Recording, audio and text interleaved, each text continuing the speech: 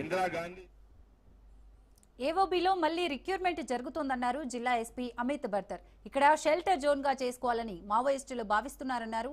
వాళ్ళు వచ్చింది shelter zone కోసమేనని, లొంగిపోవడానికి కాదన్నారు.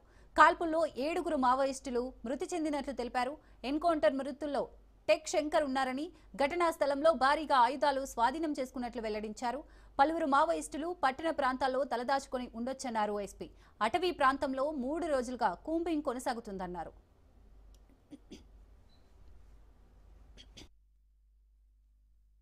ఈ ప్రెజెంట్ గా మనకి చూస్తే ఈ ఆపరేషన్ మనకి లాస్ట్ 3 days నుండి బాగా ఎక్స్టెన్సివ్ గా కూమింగ్ చేయడం జరిగినాయి. సో నేచురల్ గా ఒక ఎక్స్టెన్సివ్ ఆపరేషన్స్ లో and presently as we speak parties field లో ఉన్నాయి.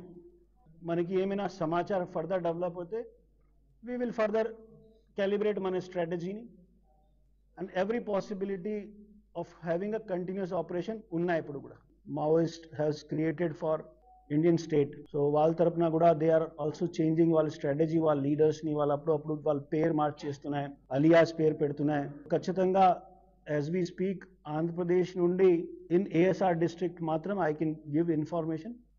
సో ఫార్ ఇంటెలిజెన్స్ ఇన్పుట్స్ ప్రకారంగా మన లోకల్ రిసోర్సెస్ ప్రకారంగా ఏఎస్ఆర్లో ఇది ఇంపార్టెంట్ లీడర్స్ చూస్తే ఆల్రెడీ ఈరోజు కల్లా 2 మాత్రంకి ప్రెజెన్స్ ఉంది.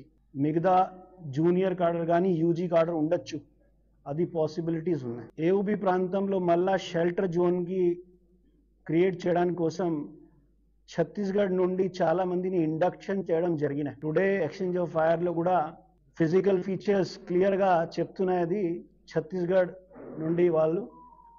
సో కొంతమందికి మనకి ఆల్రెడీ మన సమాచార ప్రకారం మన ఇన్ఫార్మర్స్ తరఫున వాళ్ళకి పేరు వచ్చినాయి. బట్ వీఆర్ వెయిటింగ్ ఫర్ వాళ్ళ ఫ్యామిలీ మెంబర్స్ కానీ వాళ్ళతో సహా పని చేసే వాళ్ళ పర్సన్ ఒకసారి ఫొటోస్ని చూసి మనిషిని ఫిజికల్గా చూస్తే అప్పుడు వీళ్ళు